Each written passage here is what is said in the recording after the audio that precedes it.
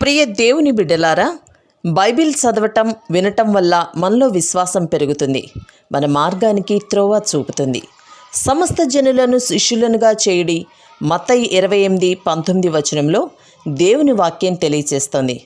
Telugu బైబిల్స్ను RRK మూర్తి గారు research చేసి విశ్లేషణ చేసిన బైబిల్లోని ప్రతి అధ్యాయాలను వచనాలను వరుస క్రమంలో అనగా ఆదికాండం నుండి ప్రకటనా గ్రంథం వరకు ఇవ్వబడుతుంది.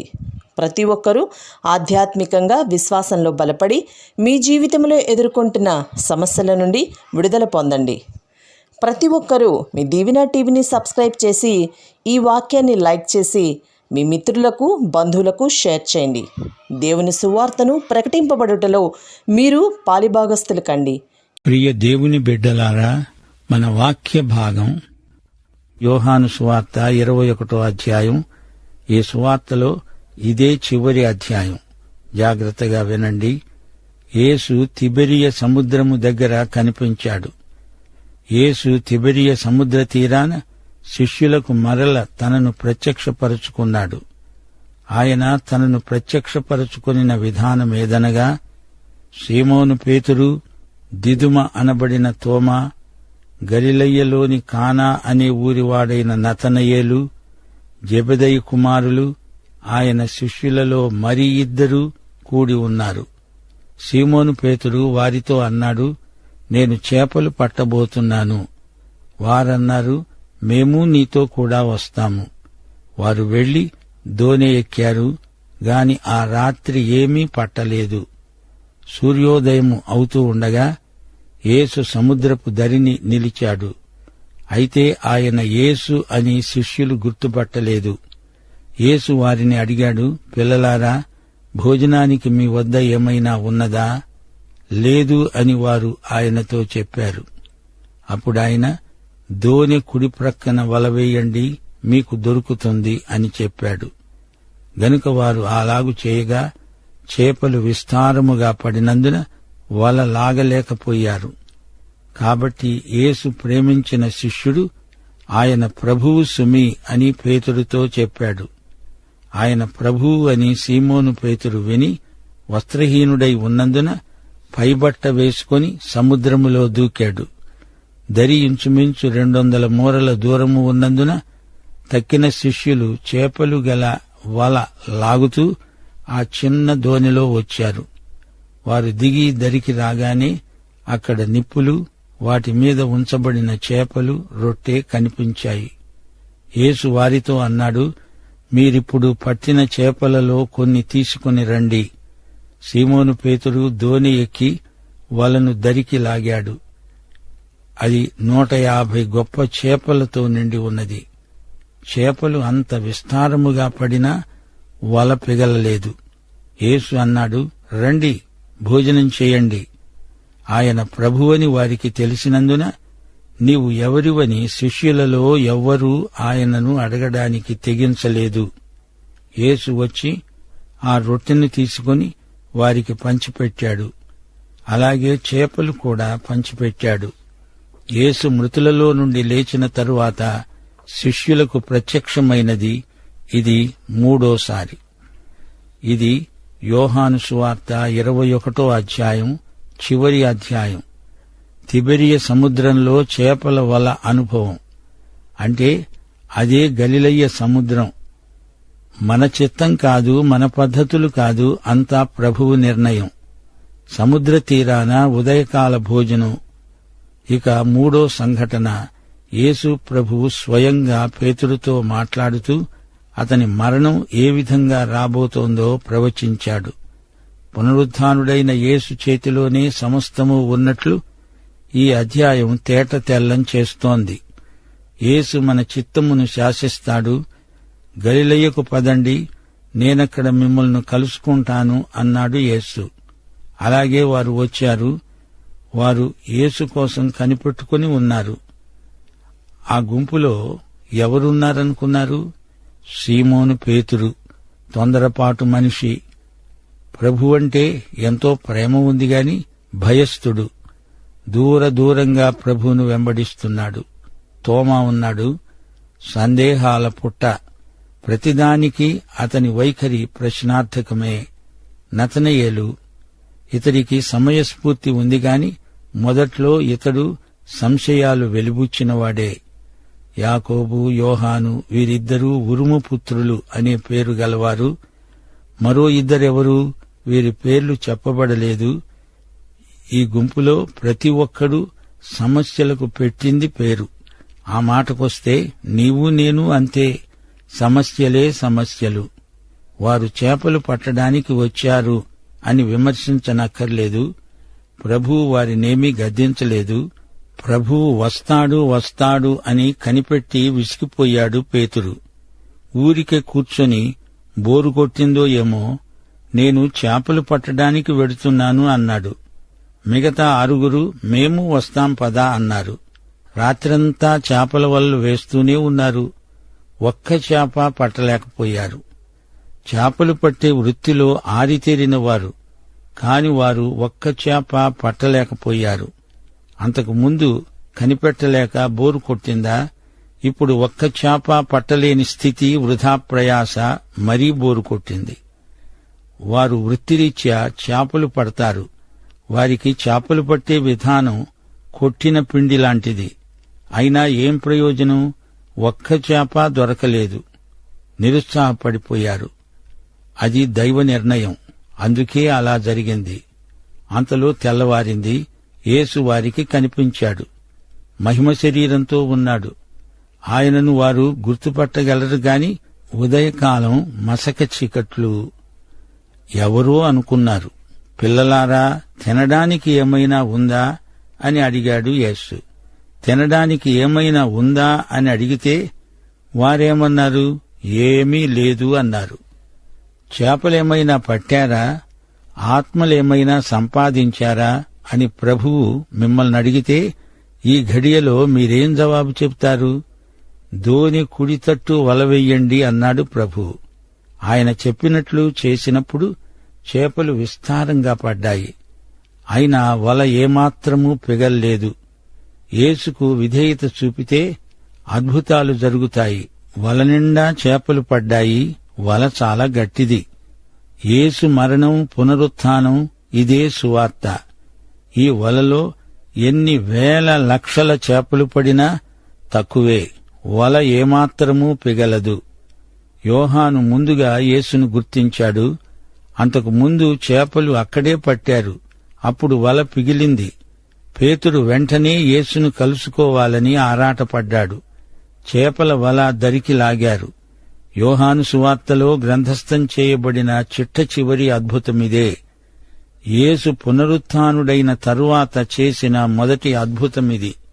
2 కొరింథీ 5:16 పౌలన్నాడు, మేము క్రీస్తును శరీరరీతిగా ఎరిగి ఉండినా ఇక మీదట ఆయనను అలాగు ఎరుగము. మనమిప్పుడు బెత్లెహేము శిశువుతో లేము. పునరుత్థానుడై సజీవుడై మహిమలో ఉన్న క్రీస్తును కలిగి ఉన్నాము. ఆయనను ఎరిగి ఉన్నాము. ఆయన ఇప్పుడు దేవుని కుడిపార్శ్వమున కూర్చుండి ఉన్నాడు. పునరుత్థానుడైన యేసు పరిచర్య ఈ రోజున మనకెంతో ముఖ్యం. ఈ సందర్భంలో మనం గుర్తించవలసిన కొన్ని పరమసత్యాలున్నాయి. గమనించండి. సాధారణంగా మన వాళ్ళు యేసు అద్భుతాలకు ఏది ఆధారంగా తీసుకుంటున్నారు? శిష్యులు వలలు వేస్తున్నారు, చేపలు పట్టలేకపోతున్నారు. ప్రభువు వారికి వలల నిండా చేపలనిచ్చాడు. కానాలో రాతి బానలు ఖాళీగా ఉన్నాయి. వారు బానలను నీటితో నింపాలి. అప్పుడు ఆ నీళ్లను ద్రాక్షరసంగా చేశాడు ప్రభువు. మోషే, నీ చేతిలో ఏముంది అని అడిగాడు దేవుడు. ఇది కర్ర అన్నాడు మోషే. దేవుడు అదే కర్రతో మోషే చేత అద్భుతాలు చేయించాడు. దావీదు ఒక కాపరి, నమ్మకంగా గొర్రెలు కాచాడు. అతని చేతిలో కాపరి దుడ్డుకర్ర ఉన్నది. దేవుడు దాన్ని రాజదండంగా మార్చాడు. నీ చేతిలో ఏమి ఉన్నా దాన్ని దేవుడు వాడుకుంటాడు. మనం మనకున్న దానితో తృప్తిపడం.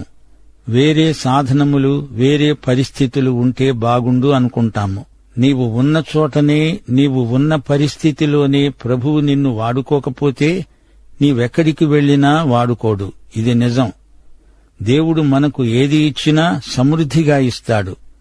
6 రాతిబానల నిండా ద్రాక్షరసం. 5,000 మంది తిన్న తరువాత ఇంకా 12 గంపల ఆహారం మిగిలింది. అలాగే వల నిండా చేపలు. సముద్రానికి అవతల యేసు దగ్గర కుంపటి ఉంది, చేపలున్నాయి.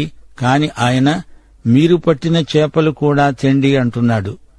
వారి ప్రయాసను, వారి సేవను ఆయన అంగీకరిస్తున్నాడు, ఆమోదిస్తున్నాడు. ఆయన ఆజ్ఞ ప్రకారం వారు పట్టి తెచ్చిన చేపలను ఆయన స్వీకరిస్తున్నాడు. ప్రభువుతో సేవకుల సహవాసానందం ఎంతో గాఢమైనది. లూకాసు వార్త 5వ అధ్యాయంలో మరో సందర్భంలో పేతురు వలవేసి చేపలు విస్తారంగా పట్టాడు. ఆ సమయంలోనే ప్రభువు మనుష్యులను పట్టే జాలరునుగా చేస్తాను అన్నాడు. అప్పుడు వల పిగిలింది. యేసును అనేక మంది వెంబడిస్తారు, కాని అందరూ చివరి వరకు నిలువరు. మళ్లీ ఈ లోక సముద్రంలో కలిసిపోతారు. ఈసారి పెద్ద చేపలెన్నో పడ్డాయి, గాని వల పిగలలేదు. పేతురు గొర్రెలను మేపుతాడు, గొర్రె పిల్లలను మేపుతాడు, దేవుని వాక్యాహారంతో వాటిని పోషిస్తాడు. సిలువ వేయబడి తిరిగి లేచిన మహిమలోని క్రీస్తు సువార్తతో గొర్రెలను మేపుతాడు. సువార్త రక్షిస్తుంది, సంరక్షిస్తుంది. విశ్వాసము ద్వారా దేవుని శక్తి చేత మనమంతా కాపాడబడుతున్నాము. మన బలహీనతల్లో ఆయన బలాధిక్యమే మనకు ఆధారం. ప్రభువు తన బిడ్డల భవిష్యత్తు కోసం గొప్ప ప్రణాళిక సిద్ధం చేసి ఉంచాడు. ఆయనే మన మార్గదర్శి, మనల్ని నడిపించేవాడు. మనం విధేయులమైతే ఆయన ఆశీర్వదిస్తాడు. మనకు ఆయనకు మధ్య సహవాసానికి ఎట్టి అంతరాయము కలగకూడదు. ఆయనను మనల్ని ఎడబాపే శక్తి ఏదీ ఉండదు. మన చిత్తమునకు, ఆలోచనలకు ఆయనే ప్రభువు. సముద్ర తీరాన యేసు శిష్యులతో భోంచేస్తున్నాడు. రొట్టెలు, చేపలు ప్రభు వారికి పంచిపెట్టాడు. పునరుత్థానుడైన యేసు వారికి కనిపించాడు. ఇది 3వసారి. 15వ వచనం నుండి, వారు భోజనము చేసిన తరువాత యేసు సీమోను పేతురును చూచి, యోహాను కుమారుడవైన సీమోను, వీరికంటే నీవు నన్ను ఎక్కువగా ప్రేమిస్తున్నావా అని అడుగగా, అతడు, అవును ప్రభువా, నేను నిన్ను ప్రేమిస్తున్నానని నీవే ఎరుగుదువు అని ఆయనతో అన్నాడు. యేసు, నా గొర్రెలను మేపు అని అతనితో చెప్పాడు. మరల ఆయన, యోహాను కుమారుడవైన సీమోను, నన్ను ప్రేమిస్తున్నావా అని 2వసారి అతణ్ణి అడుగగా, అతడన్నాడు, అవును ప్రభువా, నేను నిన్ను ప్రేమిస్తున్నానని నీవే ఎరుగుదువు. ఆయన అన్నాడు, నా గొర్రెలను కాయి. 3వసారి ఆయన ప్రశ్నించాడు, యోహాను కుమారుడవైన సీమోను, నన్ను ప్రేమిస్తున్నావా? నన్ను ప్రేమిస్తున్నావా అని 3వసారి తనను అడిగినందుకు పేతురు వ్యసనపడి, ప్రభూ, నీవు సమస్తమూ ఎరిగిన వాడవు, నిన్ను ప్రేమిస్తున్నానని నీవే ఎరుగుదువు అన్నాడు. యేసు అన్నాడు, నా గొర్రెలను మేపు. నీవు యువకుడివై ఉండినప్పుడు నీ అంతట నీవే నడుము కట్టుకొని నీకిష్టమైన చోటికి వెళ్ళావు. నీవు ముసలివాడివైనప్పుడు నీ చేతులు నీవు చాచుతావు, వేరొకడు నీ నడుము కట్టి నీకిష్టము కాని చోటికి నిన్ను మోసుకొని పోతాడని నీతో నిశ్చయముగా చెప్తున్నాను. అతడు ఎట్టి మరణము వలన దేవుణ్ణి మహిమపరుస్తాడో దానిని సూచించి ఆయన ఈ మాట అన్నాడు. ఇలా చెప్పి, నన్ను వెంబడించు అని అతనితో అన్నాడు. పేతురు వెనుకకు తిరిగి, యేసు ప్రేమించినవాడు భోజన పంక్తిలో ఆయన రొమ్మున ఆనుకొని, ప్రభువా, నిన్ను అప్పగించేవాడు ఎవడు అని అడిగినవాడు అయిన శిష్యుడు తమ వెంట రావడము చూచాడు. పేతురు అతణ్ణి చూచి, ప్రభువా, ఇతని సంగతి ఏమిటి, ఏమవుతుంది అని యేసును అడిగాడు. యేసు అన్నాడు, నేను వచ్చే వరకు అతడు ఉండడము నాకిష్టమైతే అది నీకేమి? నీవు నన్ను వెంబడించు. కాబట్టి ఆ శిష్యుడు చావడు అనే మాట సహోదరులలో ప్రచురమైంది. అయితే అతడు చావడు అని యేసు అతనితో చెప్పలేదు గాని, నేను వచ్చే వరకు అతడు ఉండడము నాకిష్టమైతే అది నీకేమి అని చెప్పాడు. పునరుత్థానుడైన యేసు వారికి ఆహారం పెట్టాడు. భోజనమైన తరువాత యేసు పేతురుతో ముఖాముఖి సంభాషణ చేశాడు. పేతురు బలహీనతలేవో ప్రభువుకు బాగా తెలుసు. సేవకు పేతురును ప్రభువు పిలుస్తున్నాడు. సేవకు అర్హత ప్రేమ. 3 సార్లు ప్రభువు పేతురును ఇదే ప్రశ్న అడిగాడు, నన్ను ప్రేమిస్తున్నావా? 3 ప్రశ్నలకు పేతురు 3 జవాబులు చెప్పాడు. 3 సార్లు ప్రభువు సేవను అతనికి అప్పగిస్తున్నాడు. 3 సార్లు ఎందుకు పరీక్షించాడు అంటారా? దానికి కారణం లేకపోలేదు. అంతకు ముందు సీమోను పేతురు 3 సార్లు యేసును ఎరుగనని బొంకాడు. అందుకే 3 సార్లు ప్రభువు అతని చేత ప్రభూ నిన్ను ప్రేమిస్తున్నాను అని చెప్పించాడు. ప్రభువు పేతురును మిగతా శిష్యులను పిలిచినట్లే సేవార్థమై పిలిచాడు. చేపల వల దరికి లాగారు, వల పిగిలింది. ఆ సమయంలో వారిని మనుషులను పట్టే జాలరులనుగా ప్రభువు నియమించాడు. అది అపొస్తలత్వానికి పిలుపు. ఆ తరువాత చలిమంట దగ్గర యేసును ఎరగనని 3 సార్లు చెప్పి అపొస్తలత్వపు పిలుపు కాస్త పోగొట్టుకున్నాడు. మళ్లీ ఇక్కడ వలలాగారు, ఇక్కడ నిప్పుల కుంపటి. యేసు పేతురు యొక్క పిలుపును పునరుద్ధరించాడు. పేతురుకు ప్రేమ పరీక్ష పెట్టాడు. అతడు కోల్పోయిన అపొస్తలత్వం పునరుద్ధరించబడింది. 3 ప్రశ్నలు ఒక్కటిగా ధ్వనిస్తున్నాయి గాని వాటి భావం వేరు. మొదటి ప్రశ్న, పేతురు, నీవు నన్ను వీరందరికంటే ఎక్కువగా ప్రేమిస్తున్నావా? యోహాను కుమారుడవైన సీమోను అని పిలిచాడు. అంద్రెయ సీమోనును తెచ్చాడు. కాని సీమోనుకు యేసు కేఫా లేక పేతురు అని కొత్త పేరు పెట్టాడు. కేఫా అనేది అరామిక్ మాట, రాయి అని అర్థం. గ్రీకు భాషలో పెట్రోస్. కైసరయ్య ఫిలిప్పిలో మీరు నన్ను గురించి ఏమనుకుంటున్నారు అని ప్రభు అడిగితే పేతురు, నీవు సజీవుడైన దేవుని కుమారుడివైన క్రీస్తువు అన్నాడు. ప్రభువు, సీమోను, నీవిచ్చిన సాక్ష్యం గొప్పది. నీవు రాయి మనిషివవుతావు, నీ పేరు పేతురు అన్నాడు. ఇక్కడ గలిలీ సముద్ర తీరాన ప్రభువు అతని పాత పేరు జ్ఞాపకం చేస్తూ సీమోను అన్నాడు.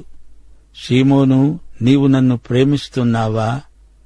ప్రేమ అనడంలో యేసు ప్రభు ఉద్దేశ్యమేమిటి?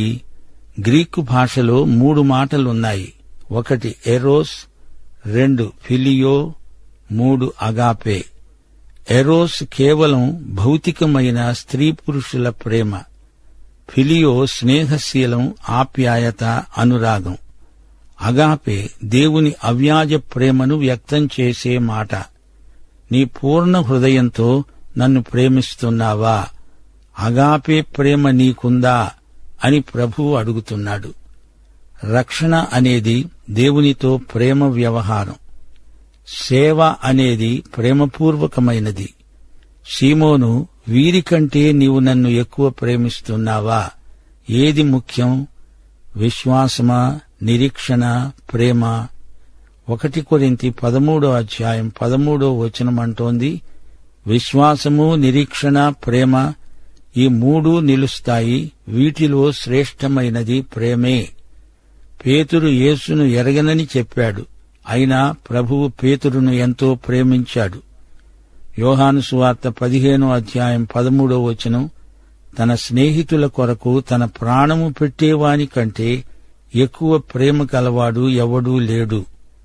అవును ప్రభూ, నేను నిన్ను ప్రేమిస్తున్నానని నీకు తెలుసు.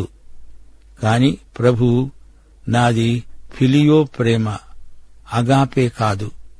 పేతురు ఇప్పుడు గొప్పలు చెప్పుకోడు, ప్రగల్భాలు పలకడు.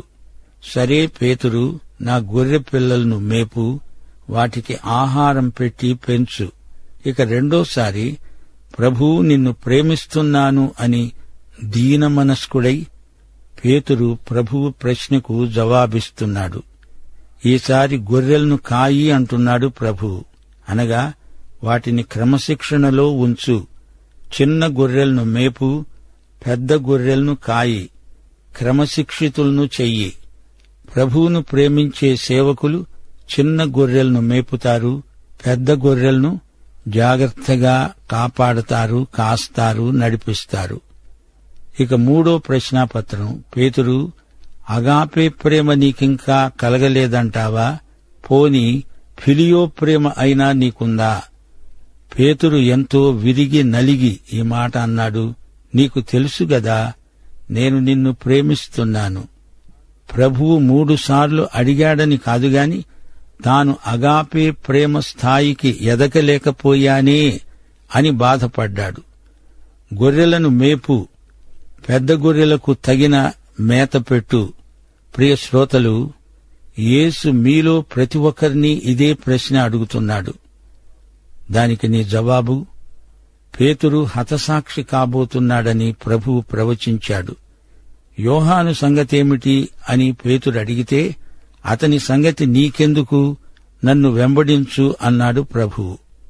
ఈ సువార్త ముగింపులో యోహాను అంటున్నాడు, ఈ సంగతులను గూర్చి సాక్ష్యమిస్తూ ఇవి వ్రాసిన శిష్యుడు ఇతడే, ఇతని సాక్ష్యము సత్యమని ఎరుగుదుము.